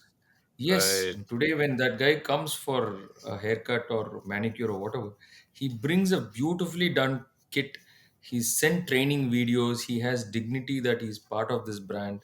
He comes with that uniform, and there is a good code of. He cleans the place. So the amount of enablement which he's done, even though I know that guy, I would prefer to go through urban company the second time, engage the same guy, but I wouldn't want to do that through. In US we have TaskRabbit, very Hmm. similar, very Hmm. very similar. You pay 50, 60 bucks an hour, you get good guys. They're supposed to take for, there is a proper SOP, there is a commitment for all those things are taken care, right? So Hmm. it's the extent of enablement you do in the system which determines the success of the platform. Hmm. Okay. And by its very nature, these lawyer accountant platforms cannot do so much enablement because typically the audience here is already they're already trained, they already know how to work, they already have all the tools. There's not much you Ha. can give them. Well, the only thing you But can give them is leads. You can't give them much beyond leads. leads you can give. So again, the you should. I mean, the moment you trivialize a game for lead gen alone, you've lost the Yeah, yeah, plot. yeah. No, no, that's true. Lead gen You, is massively hard. oh, Absolutely. that's then it becomes like Yeah. another. I would ideally prefer to look at it as something like, see, the professional services business. I think the way this will evolve, from at least my limited view, is this will become very similar to the hospital business, where you will have larger players. It is getting more and more investment in, I wouldn't use capital intensive. It need not be physical asset intensive, but digital asset intensive going forward, because every country is coming with its own GDPR version of regulations, the data Uh, protection, the firewall, the software investment. One, it may not be enough, it's not about the money. It's about the bandwidth you have to manage all of this, which Mm. can come only if you have scale.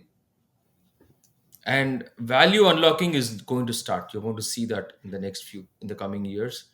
But this is the direction in which this industry, if we were to speak 5, 10 years down the line, I think we would have seen quite a few good professional services brands coming out of India who would have scaled up across functions. 'Cause today, we don't have this function called marketing here in Indian firms. Where do we have? There's no business development. There's no marketing. You don't see any names other than the big four anywhere in the arena. Mm. That's Right. all going to change. There are quite a few good friends of ours who are working in this arena. I'm sure the industry is warming up to it. It will become a capital intensive game as we move on. There are some code of ethics which disallow marketing, right? So, For which is CA where firms or the doctors, the there is some. Hmm. it is for CAs and doctors, not Hmm. for consulting firms where CAs work. Okay. Okay. Okay. Okay. Hmm. So Got that's it. where and I think ICA is But also I think that evolving. hangover is still there, right? The hangover of those code of See, ethics I which disallow mean, marketing. just imagine, Akshay, the irony of life. You struggle so hard to clear, and then you get a book which is like 500 pages, which only tells you what you can't do. I mean, Right. Hmm. Hmm. Hmm. why would you ever put yourself in that spot? But I think ICA is well warmed up, and I hope the entire non-attest space is ripe for good value creation and institution building at this point in time. Hmm. Hmm.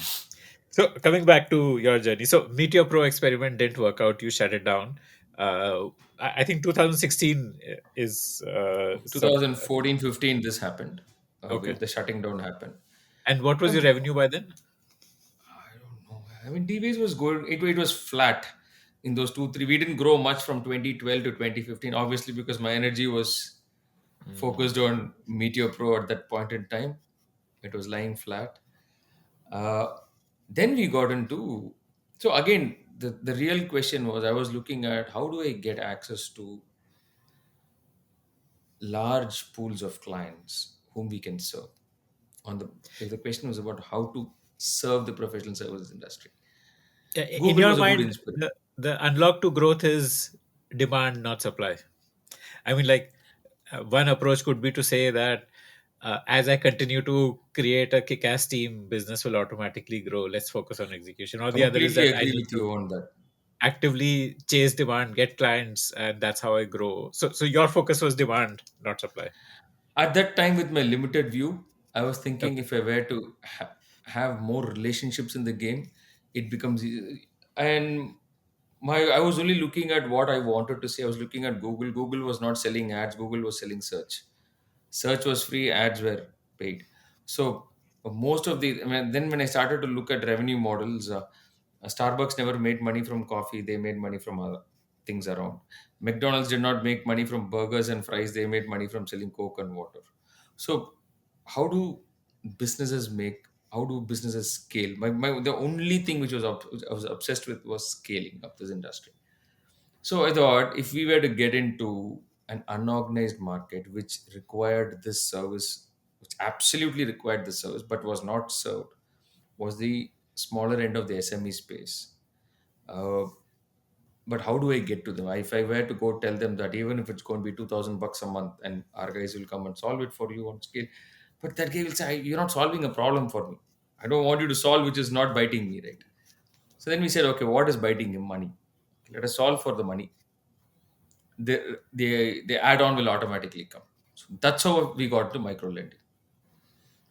So At time today, micro when I lending was look like back, lending to SMEs. That was the lending to the smaller guys, the kirana stores, we used to lend anywhere between 1 to 10 lakhs.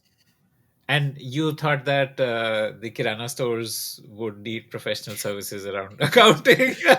I'm sorry, it It- just no, no, you know. please. I find myself so stupid with that logic today. But that time, you know why? When I used to work, when we used to do the evaluation for, we started with Sundaram, then we started doing it for all HDFC, Axis, all these guys. It was a fairly Hmm, large team which we had. hmm, We figured out the quality of books, the papers these guys had were so bad that They were paying 3, 4, 5% more on their borrowings because their papers were bad. Okay. Hmm. So there was a direct, if someone were to spend 25,000 bucks, he could save 3 lakhs on his interest cost. Hmm. Right. If only his Okay. paper, that was my real spark. And we had done Yeah. like almost 40, 50,000 transactions by that time in the Hmm. last 5, 7 years. So I felt that was my conviction in the game. I said like, okay, we would be able to sell this as a service and borrow this, take this guy with a high cost loan, and then tell him, boss, if you convert your papers better, which we will help you do that, and then we ourselves can onboard you into a better institution at a much lower price. So that was a Okay. journey which I planned. Hmm. Okay. Does it make sense? I mean, okay, No, logically fine and all, but today it sounds no, like no. no, It no. I makes sense completely now agree. that you explained the You got the thinking behind. context right. So this Yeah, was a yeah, thought process, yeah, yeah, yeah. and then we said, okay, let's do that. Hmm. So got a good team. We started doing that. We onboarded about 3,000 odd clients. We were super profitable in that venture as a lending You enterprise. you got an NBFC license, or you were like using somebody No, else's no, book? we invested. We got an NBFC Okay. license. Okay. So we had an NBFC license. We lent to. I mean, it was good. It was really good. We were for the first time. I was managing a collections team. We used to give loans on weekly collections. That was like crazy. That was like more like a treadmill game. Yeah, yeah. Ops Cash heavy. collections weekly, and so from 98% to 82% can happen like in a matter of 5 days. Hmm. So that was like that. That's the churn we used to have. But good. It was a good business which we were running. But when things started, there were two. We were not able to sell services to these clients, and then that was the first. I also set up simultaneously to move these guys from lower to larger tickets. We also had a debt syndication team apart from the sourcing. All this was funded from my consulting businesses. So as much as we What is were the earning, meaning of debt syndication?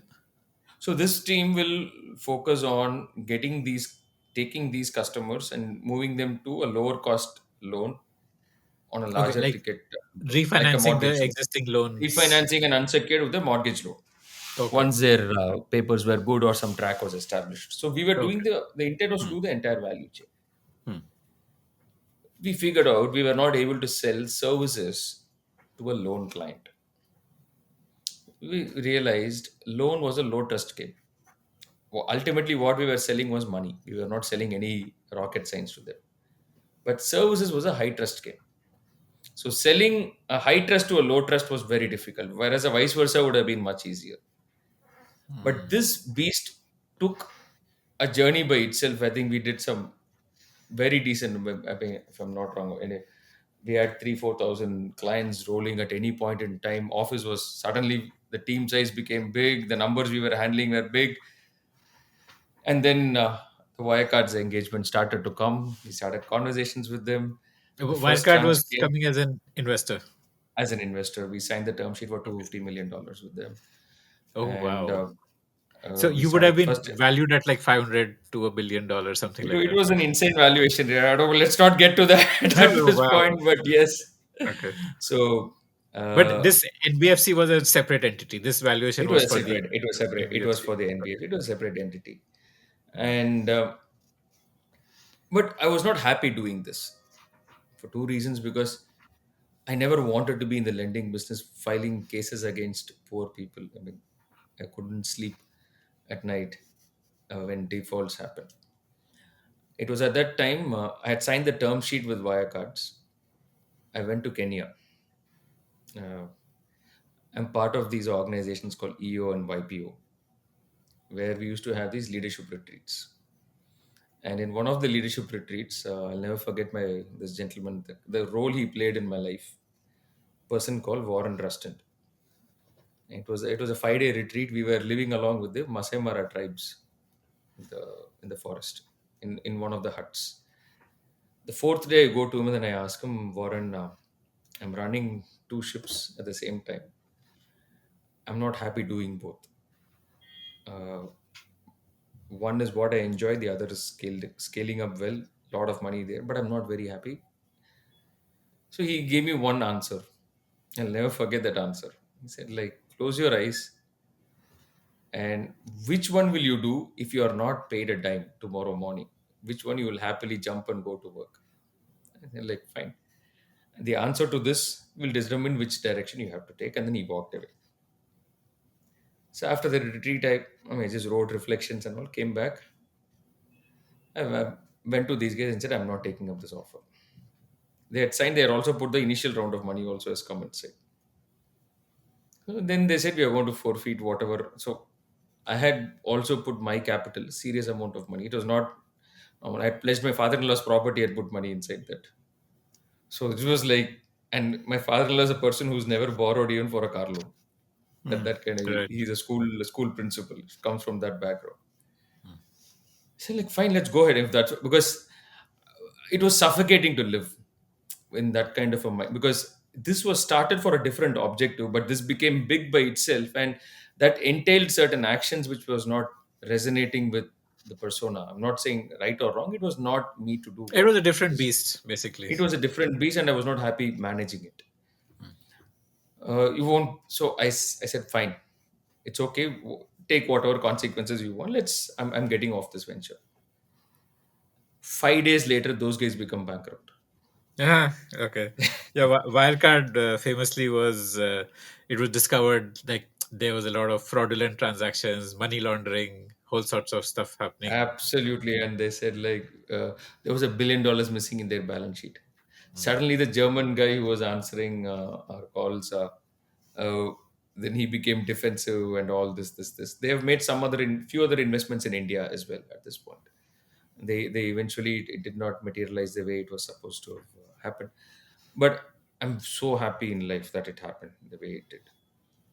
But that was a nice phase of life where I realized the means to an end cannot dominate the game, right? I mean, the journey is much more important than the outcome. I think that was a realization I had in life at that Did point. you wind down the NBFC or did you sell it?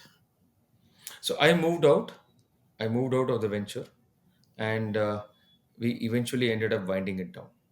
We didn't sell it Oh, because It was a it fairly was a serious. it was a good asset to sell. It was a good asset to sell. And This as a question capitalist, was. you should have sold it, right? You believe in See, capitalism. I believe so. I think I believe in thought capitalism more than fictional capitalism. Huh. I believe the real drivers of capitalism are deep thoughts and execution around it. For me, Hmm. if I had stayed for one more year, the outcome would have been very different, but it would have had very different consequences on my psyche if I had stayed there for one more year. And I didn't want to become someone I'm not comfortable being. Yeah, It was not a saleable asset when you decided to walk away. Like you it would have it was a struggled to saleable find. asset at that time because we had the Okay. entire team. We had a portfolio which was performing Hmm. phenomenal. IRR collections were good, but when I walked out, those guys had to take on uh, uh, control. I said, like, I'm absolutely fine. And when they took on control, immediately this issue happened. I had an option of going back, taking control, running the ship for one more year, and then getting whatever is a loss. Let's move on because I think you never know how long you're going to live. I might as well end up doing what you enjoy doing. The biggest flaw in investing is throwing good money after bad money, Exactly. and you are able to detach yourself from something which you write off as a mistake. I made a mistake. It's okay, even if there is no Move on. residual value in it. I don't want to throw any more of my time. In your case, time is money. Like Time is currency. Time is I don't want to currency. throw time, good time over bad time. Like to Oh, recover yes, some absolutely. value out of the 2 years I invested. I don't want to invest another year on that. Yes, yes, yes, yes, yes. Because Fascinating. so I mean, I firmly believe time and energy are real currencies in life. So that's Hmm. more. Hmm. Hmm. Hmm. Moved on. Yeah, yeah, yeah. Okay, so Yes, you that was moved that on. saga in life. That was the what I would say the go cap saga. What a nice But learning experience. the Phenomenal hunger learning. was still there, right, to scale. Now this didn't work. So Absolutely, what did you absolutely. try next? No, I took a one year off from work. active work. After Uh, the NBFC, you walked After the out, right? NBFC, I came back again. Consulting grew, no questions about it. That was a steady state. Our clients were growing, we were also growing. My team was By growing. what, like, what would be a revenue number, approx, like annual See, at that revenue? time, we could be doing, I don't know, 2, 3, 4 million thereabouts. I don't have track across, but we Hmm. were fairly profitable, doing very well. And from a business standpoint, we didn't experiment anything new. We were like just maintaining the ship at that time. Hmm. And the business was Dubai and India. Like these were the two Dubai, main. India, Singapore. Singapore also you started. Okay. Yes, Singapore again. We started in 2011, 12. Okay. Okay. Okay. Hmm. So all these three, and yes, then we got into this game of. So we were still operating very much like the Big Four, where it was all franchise outlets of ours Like in these Dubai and two. Singapore were separate entities where you were a Separate partner. entities, yes, where only we used to get share for the fees what we either referred or served and stuff like that. That's Okay. how it was, Okay. because we didn't have a larger a structure for a larger game, first and foremost. Though we realized, I had the learnings of Meteor Pro, but the vision was still not very clear.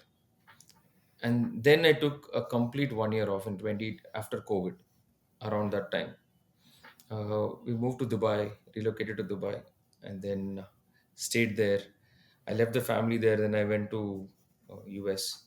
Started writing down all the significant events in life, right from my childhood uh, till that moment. More for my grandkids, but effectively for myself in terms of I wanted to understand two things.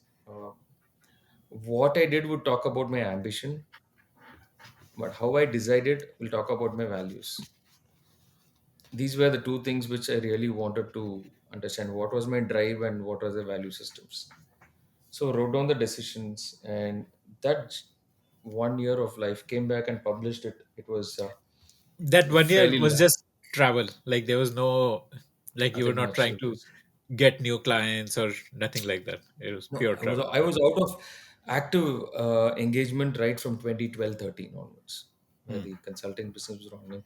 See, we could have grown that 10x from what it was, but that wouldn't have solved the problem. This problem which we were trying to solve of scale, but gave a fascinating. After I put that in a book, and then we published it in our 15th year annual day. It gave a fascinating insight that he never learned from mistakes. We were repeating so many similar mistakes because it right from childhood. Was taught that you learn from doing. You learn from mistakes. I felt what they missed out was you learn from reflecting on your mistakes and not from you never learn from mistakes.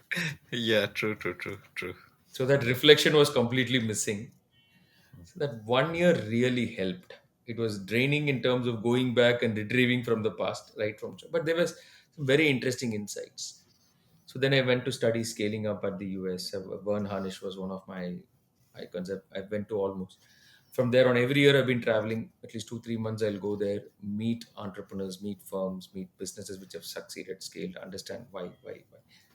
Come back. So my real challenge was at that time was, how do you make the current team understand what it takes to scale? That was a bigger challenge. It was a team which they stuck for independence and freedom. You're going to tell them that I'm going to bring in a lot of systems, controls, and processes which are going to help scale. That at times could be counterproductive to why they joined us. So these are all so, but it had to be taken. One good thing, the chemistry was good. Most of them who joined me were my students. So we had that equation. So that change management, we're still going through that phase. That helped. And then the real magic happened when we started to marry business services and professional services. Realized professional service is only a cog in the larger game of things. Start playing the larger game of things, the larger deals, which where you not only facilitate but also do the fulfillment. Give Now, me an example. What is the difference between business services and professional services? okay, let's take an example. Uh, One of our in Dubai, we also have a RERA license, meaning we are also into real estate broking in UAE. So a typical, we used to advise clients, let's say from the US or UK, investing in Dubai, on how to invest, set up the structures for them, and do the whole thing. Say our revenue was $10,000-15,000 for doing it.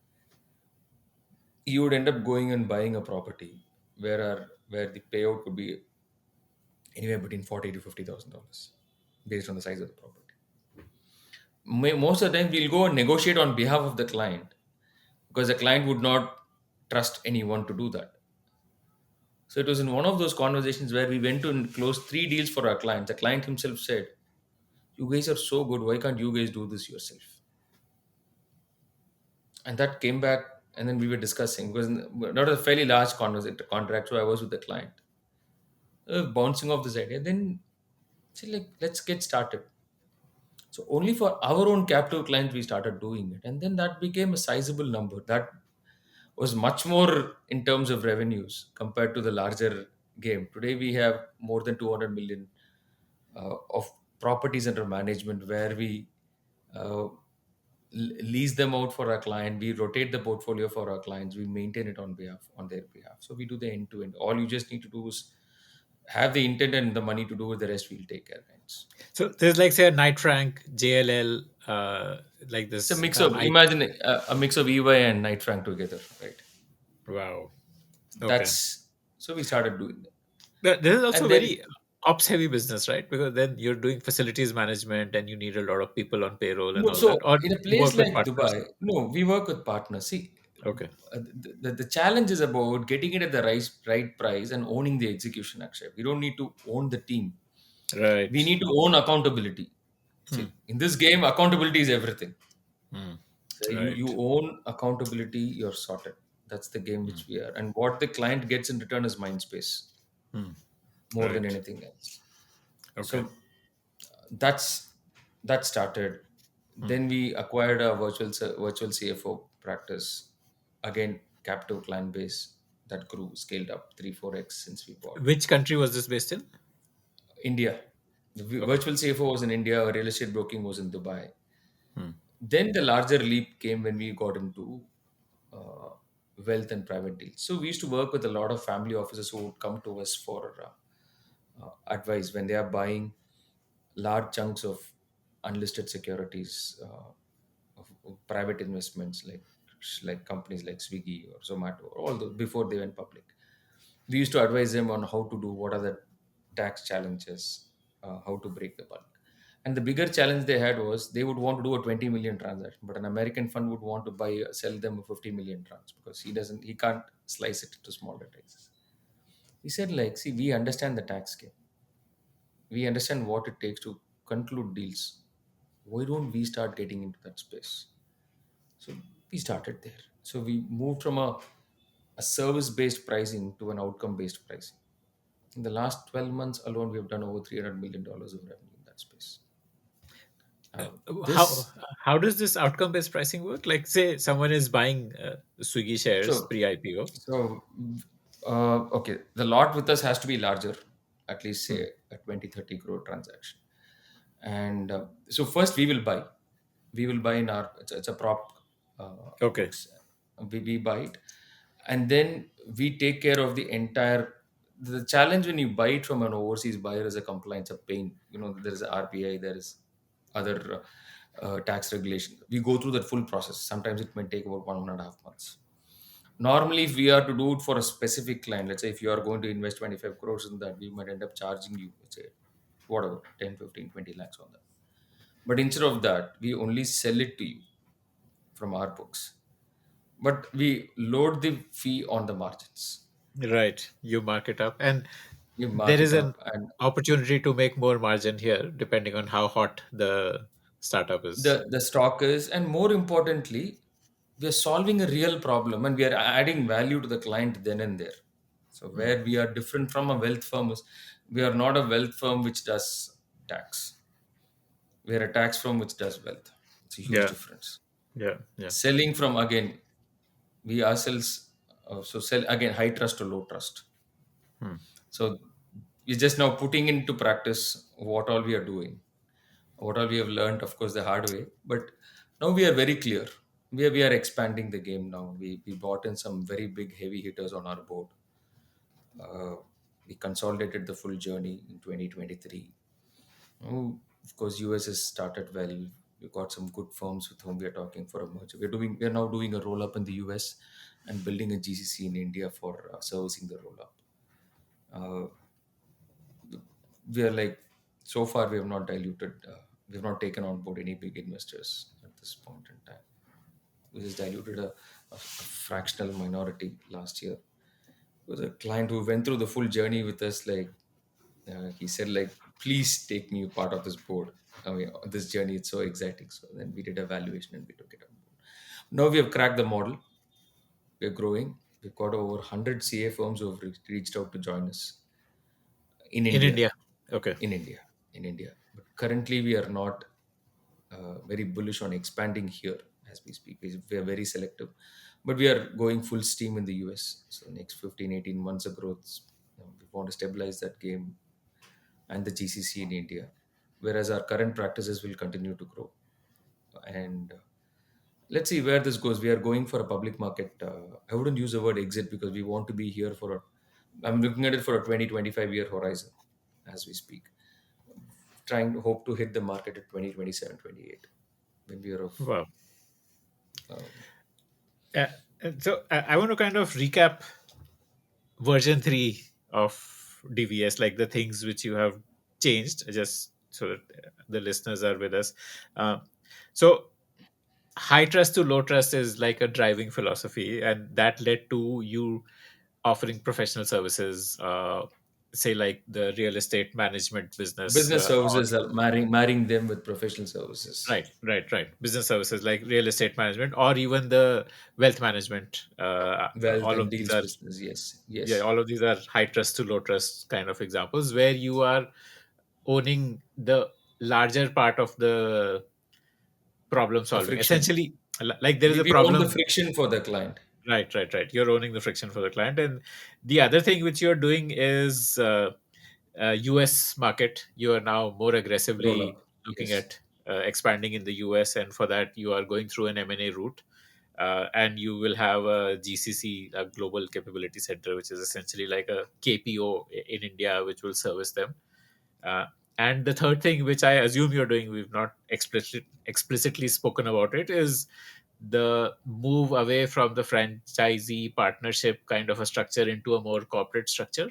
Absolutely. Absolutely. So, because at DVS, our philosophy is we believe partnership is for sharing and not for building. So, we are here to build an institution. And if I were to give you an example, one sec, I'll just show you. Maybe I can mail this across. This is a culture book. Okay. It clearly talks about how we think, work, and decide what are our core values, why we exist, what. And this is not aspirational, this is experiential. It's Hmm. the entire book is backed by historical events of what we have done. That's there in the larger book, which is there at office. Hmm. So the intent is to build something for the future with people who align with our values, who align with our purpose. I mean, wealth is going to be created. That's not a question. But we want the journey to be fun with like-minded people who are intellectually curious, who have the hunger to do something different, to dream and dream big. I think that's the game we are in. For us, everything is an adventure as we move on. So have you absorbed the Dubai Singapore entities, and so it's Oh, now like one absolutely. No, single. so Singapore come is we're gradually winding down Singapore at this point because we believe uh, certain developments is not we ourselves are for a variety of reasons we are focusing more on Dubai and in the US. We wanted to reduce our width, focus only on two markets. And Dubai is now under India. We got the court approvals for consolidation early this year. So that was a long And process. the holding company is in Singapore, though. The Indian parent, the entity which will go public out of India, will be is an Indian company. A part of its Ah, ownership is held out of Singapore because I'm a okay, non-resident Indian, okay. and uh, at a later point in time, investors prefer to enter via Singapore, which is why we are not the entire stake, some stake is still held out of Singapore for that reason. If at all there is Mm, an investor who is keen on coming there, but the Indian entity is what this will be an India story from India for the world. That's a game. mm. Right. The what is your revenue today? Like this year, what do you estimate you will do? This year we must be like okay, roughly about Ballpark, what, at least 300 plus $300 across million dollars. yes, across So practices. you were at you said something like a four-ish, five-ish, like a single-digit $1 million in 2019 when that NBFC was being wound up. Yes, How see, so? life How did changes, that right? Again, like? There's like such a no, massive jump. see the trajectory is, again, you see all the guys like Flipkarts and Zomatos, the pivot happens, right? When you where so for us the pivot happened when we married business with, and this excludes the AUM which we have in the property business, because the Mm, AUM for us is an annuity game. So we don't have a mechanism to put that on paper. But yes, uh, when you clearly understand your value proposition, when you do the right kind of, it took time. See, the deals business we've been exploring for the past 6 years. It did not happen. It was an overnight success after 6 years, if you can yeah. say. That's so true. All overnight And successes are like all overnight decadal. successes are, yes. And Absolutely. so it takes, it took us marrying that with this. But where I see the real amalgam being so successful is if it's the if it's a pure play vertical integration.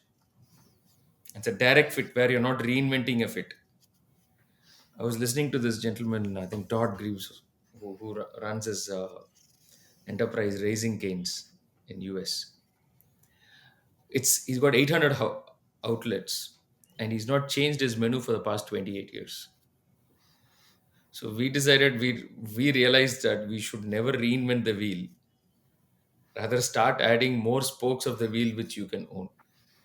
That's a Mm. game we want to play and Essentially, like optimize for efficiency. you're no longer swimming against the water flow, but you're just like you know which way the water is flowing, and you're just damming it. And Go with the tide. And the mm, again, Akshay, the intent is, don't try to solve a problem for the sake of solving.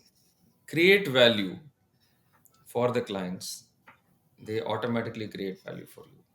So we are mm, very clear that whatever we do, we would want to solve for value creation. That's it.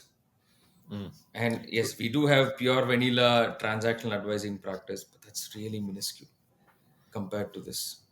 Because when you, it's a difference between like being a lubricant in a car than vis-a-vis being the car itself for the client. yes. I understand. Yeah, amazing though. Now, I mean, this 4 million to 300 million is like mind blowing. I have never heard anyone else talk about this kind of a growth, but I understand like that analogy of being a lubricant versus being the car, which explains being, this yes, explosion. But incredible. Okay. And this business from the US is what, like outsourced accounting work or like no, investing in India, managing funds? investing in India, investing Okay. in India, investing Okay. in India and investments in India, both. Managing investments in India. Okay. Yes. Okay. So we either place these investments or we do co-investments with them. So our business model has moved from a pure play services model to a value partnership model across. Give me some examples of this investing in India model, like or investments in Okay. India. Um, See, let's take a large fund.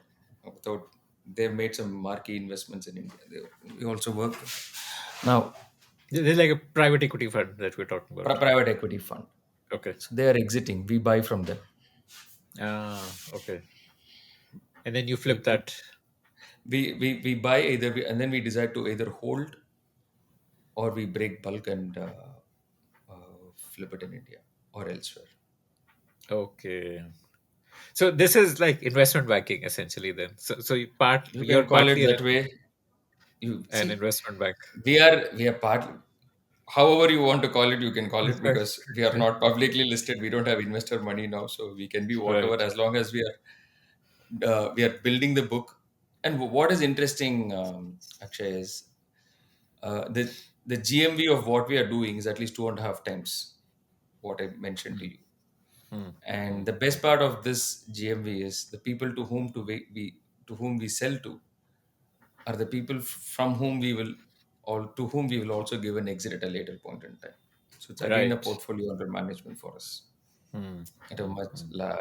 later stage. So this is an annuity game what we are playing, but the value drivers are not only knowledge; it's also a capital game. So we have solved for capital for this, because this is a hugely capital intensive model. Okay. So somebody wants to offload $50 million in Swiggy, and you can find buyers in India who want to buy it. Um, do you lock in the price the moment you buy that? Okay, I'm buying at $100. I will lock in $120, or do you So yes, we keep? have a risk management matrix Hmm. which we adopt, in terms of there's an internal research team which does the risk, and we run it past our IC to figure out whether the risk is within the tolerance limit, and the amount under commitment which is uncovered, is that also within tolerance limit, and then we take a call. That's a process which we go through, but the decision making which happens at that, we go through this full journey for that, I mean, because not locking in a price can gives you both upside in and most. downside. So do you? See, I mean, again, we decide on what percentage of the port of the lot we won't lock the price. Okay. Hmm. Got Okay, it. so that's where you leave some room for the upside, Right. but But again, it's a limit the function of downside. multiple variables at this Hmm. point in time. Let's Hmm. say something like an Ola we are dealing with as we Hmm. speak. All these, lot of the NSE has been one of our most popular. We are one of the larger bankers for NSE transactions in South India. Hmm. We would have easily done, I mean, few million Like shares of it. secondary transactions of Secondary. NSE So equity. what is interesting, Akshay, is in India the secondary market is almost 25% of the primary market, of the listed market, the unlisted secondary market. It's And massive. okay, yeah. How does that compare to other countries? Like, what does this Honestly, mean? I don't have the data, Okay, but but it's massive, off right? it's massive. It's massive. Okay. Uh, the challenge is about owning the entire value chain. So this is something I really learned from reading Gautam Adani's life. Fascinating. I mean, you spoke about something about swimming with the tide. If you go back to the first conversation on taxation, it's about aligning with the government. That's swimming with the tide, Right. right? It's Adani's premise has always been go with the government, go with the flavor of this, go with the tide. And he got his company listed, first company, when he was 32 years here. Imagine, in Hmm. 1990s. I mean, whatever Wow. people say, I don't have access to what he's done and how he's done and all. But for someone to list his company at 32 in 1990s takes a very different foresight to exist. So it's about, like, this is the tide, and today, as we see, we are seeing multiple tides. We're coming up with a couple of very interesting projects, which I'm sure by April we'll be going live with that in this business, where we are solving for quite a few friction points in the value creation journey. We are going one step below. Currently, we work with large family offices. We're going one step below for the semi-retail HNIs and ultra HNIs, who are also our clients on the taxation front and other services. This was We're again solving for. secondaries market, like It's private it's a mix equity, of both. It's a mix unlisted. of, Okay. yes, mix of unlisted, mix of access to international markets. Because today, since we are at the US and we are at New York, so we have access to some very interesting partners who've reached out, seeing what we are doing. I mean, yesterday, as it was yesterday night, I got a mail from one of the larger wealth management firms out of the US reaching out to us for partnership. So uh, we would be we are clear on our vision. DVS will evolve into, that's we got it written almost 4 years back. The intent is we are building a scalable professional and business services platform, uh, enterprise evolving into a fintech platform. That's the end game, I would say, end state of existence, and from where the evolution will happen. I mean, this is as we see today. So that's why if you see our board, we have this the India CEO of Millennium Hedge Fund. He is Millennium is a $70 billion fund. It's India CEOs on our board. We have Mr. Sundaram, who's a private equity veteran, Guru Kalyan, who's ex BCG, and of course Kavita and myself. So these are like not advisory board or real board on the main board. So uh, the game is about adding layers of professional and business services, institutionalizing the game, corporatizing the structure, and creating value for the stakeholders, but build something which stands the test of time. I think that's what we are doing at TVS.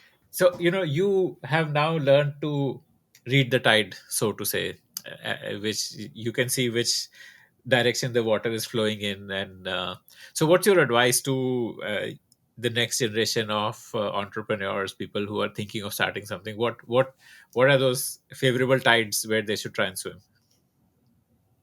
No, see, I think I'm still the old school, where I believe capital is not a lever for success. This time, because I have this challenge explaining to my own son. He's 13 years old and he talks about, "Appa, I want to start this venture. I need few lakhs, few crores." I said, like,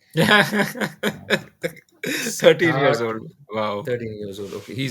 Went and he reached out to Nita Ambani when he met her somewhere. And then he said, like, okay, uh, I want to start a mobile phone with nuclear batteries. I Oh, want this, man. whatever.